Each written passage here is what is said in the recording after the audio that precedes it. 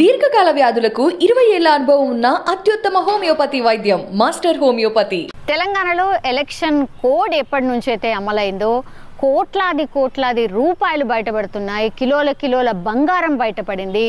అయితే ఈ రోజు కోడ్ అమల్లోకి రాగానే ఆ వారం 10 రోజులు అయితే భయంకరంగా క్యాష్ కావచ్చు, బంగారం కావచ్చు, అసలు ఒక లెవెల్లో బయటపడిన పరిస్థితి. అందరూ షాక్ అయిపోయారు. ఏంది అసలు ఇది, ఇంతింత డబ్బులు అటునుంచి ఇటు వెళ్తోందా, ఇంతింత బంగారం అటునుంచి వెళ్తోందా, ఇవన్నీ కూడా ఎలక్షన్లో ఖర్చు చేయబోతున్నారా?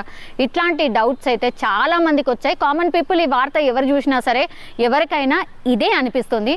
నాకు కూడా అనిపించింది. ఏంది అసలు ఈ ఎలక్షన్స్లో ఇన్ని కోట్లు ఖర్చు కాబోతున్నాయా, ఇది ఎవరికి పంచబోతున్నారు, బంగారం ఎంత ఇన్ని కిలోలు బయటపడ్డాయి, అసలు ఎవరికి పంచబోతున్నారు అనేది కూడా చాలా మంది కామన్ మ్యాన్కి కూడా ఎవరికైనా సరే ఇదే డౌట్ వస్తుంది.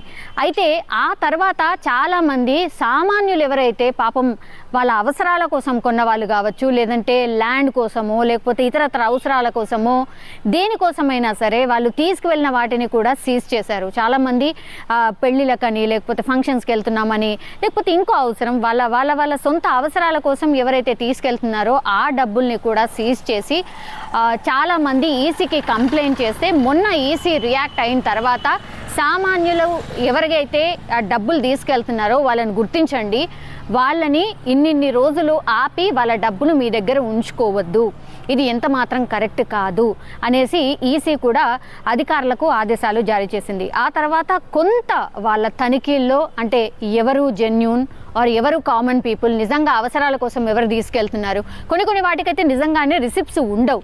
సో అట్లాంటి వాటికి జెన్యూన్ రీజన్స్ ఏమి చెప్తున్నారు, ఊరికేనే అన్నిటినీ సీజ్ చేయొద్దు, ఇట్లాంటివి చెప్పిన తర్వాత కొంత మార్పు వచ్చినట్టు అధికారులు అయితే చెప్తున్నారు. కానీ ఇన్ని రోజుల గ్యాప్ తర్వాత మళ్ళీ ఈ తనిఖీలు చేపడుతున్నారు. ఇట్స్ రోజు ప్రాసెసే అనమాట.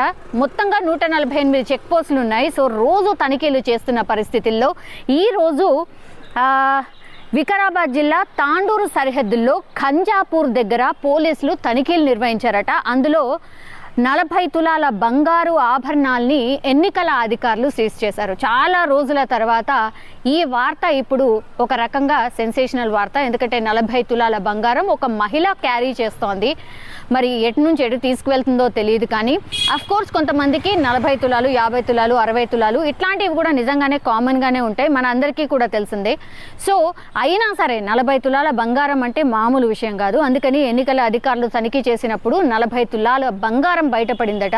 సో అవన్నీ బంగారు ఆభరణాలని సీజ్ చేశారు. తర్వాత మహిళని ఇది ఎందుకోసం కొన్నారు, ఆ జిఎస్టీకి సంబంధించిన ఇన్ఫర్మేషన్ ఆర్ రిసిప్ట్స్కి సంబంధించిన ఇన్ఫర్మేషన్ మీ దగ్గర ఎక్కడుంది, ఇది ఎప్పుడు కొన్నారు ఏంటి అన్న డీటెయిల్స్ అడిగినప్పుడు ఆమె ప్రాపర్గా ఆన్సర్ చేయలేదట. అందుకని ఎన్నికల అధికారులు బంగారాన్ని సీజ్ చేసి మీడియాకైతే చూపించిన పరిస్థితి. సో ఈ బంగారాన్ని అయితే సీజ్ చేశారు. సో మహిళ ప్రాపర్గా ఈ 40 తులాలు ఎప్పుడు, ఎక్కడ, ఏ అవసరాలకు కొనింది, దానికి సంబంధించిన రిసిప్ట్స్ ఏంటి అనేది ప్రాపర్గా ఎక్స్ప్లెయిన్ చేసినప్పుడు మాత్రమే ఈ అధికారులు ఆ బంగారాన్ని ఇచ్చే ఛాన్స్ ఉంటుంది. లేదంటే ఆమె మీద డెఫినెట్లీ కేసు నమోదు కాబోతోంది. ఎందుకంటే ఎలక్షన్ కోడ్ అమల్లో ఉన్నప్పటి నుంచి స్టార్టింగ్లో చాలామందికి తెలియదు, కానీ ఇప్పుడైతే అందరికీ తెలిసిపోయింది. సో ఎంత 50,000 లోపలనే క్యాష్ ఉండాలి. తర్వాత ఏదైనా అవసరాల కోసం అంటే ఎమర్జెన్సీ అవసరం, హాస్పిటల్ కావచ్చు, ల్యాండ్ ఎవరైనా కొన్నా, లేదంటే ఆ డబ్బులు వచ్చినా దానికి సంబంధించి ఒక రిసిప్ట్ లాంటిది ఏమన్నా ఉంటే మాత్రం పోలీసులు వదిలేయబోతున్నారు. కానీ ఇవేవీ లేకుండానే ఇవి మా డబ్బులు, మా కష్టార్జితం, మీరెట్లా తీసుకుంటారు, ఇట్లాంటి వాదన చేస్తే మాత్రం అధికారులు వినే పరిస్థితి లేదు. ఇది చాలా మందికి తెలిసిపోయింది కూడా. సో అలర్ట్గానే ఉంటున్నారు.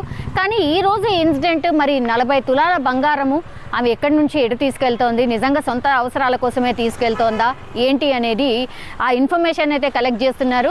అండ్ ఈ 40 తులాలకు సంబంధించిన బంగారంకి సంబంధించిన రిసిప్ట్ ఒకవేళ ప్రాపర్గా ఆ మహిళ ఏమైనా ప్రజెంటేషన్ ఇస్తే మాత్రం డెఫినెట్లీ ఆమె కూడా ఈ 40 తులాల బంగారం ఇచ్చే ఛాన్సెస్ అయితే కనిపిస్తున్నాయి. లేదంటే మాత్రం డెఫినెట్లీ ఎన్నికల అధికారులు వాటిని సీజ్ చేసేసారు కాబట్టి వాళ్ళ అండర్లోనే ఉంటుంది. ఆఫ్టర్ ఎలక్షన్స్ మరి ఏ డిసిషన్ తీసుకుంటారు, ఈమె ప్రాపర్గా ఏమన్నా దానికి సంబంధించి కంప్లీట్గా ఇన్ఫర్మేషన్ ఇస్తుందా లేదా చూడాలి.